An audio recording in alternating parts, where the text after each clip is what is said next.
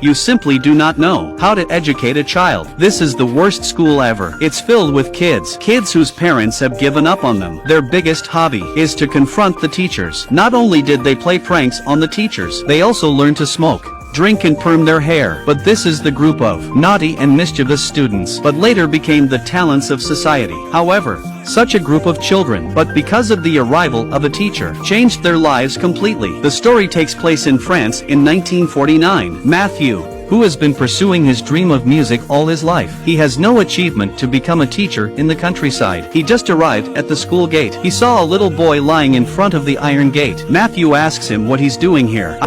J'entends ça me dit. Pourquoi?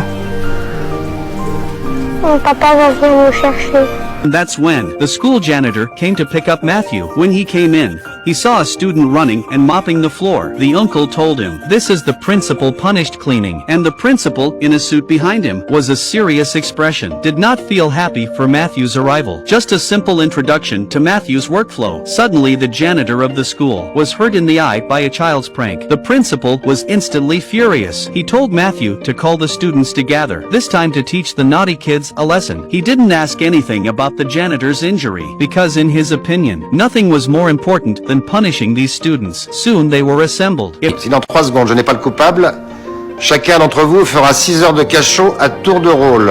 After the principal counted to 3, still no one came forward. Apparently, the students are used to this kind of punishment. They are used to it. Since they came to school, punishment has become a part of life. So the principal asked Matthew, name a random person in the roll call. For no apparent reason, Jack got shot. He didn't want to be put in a dark room where he didn't belong. Mais monsieur, j'ai rien fait. Mais c'est dégueulasse, j'ai rien fait. Tu peux pas causer bien, non?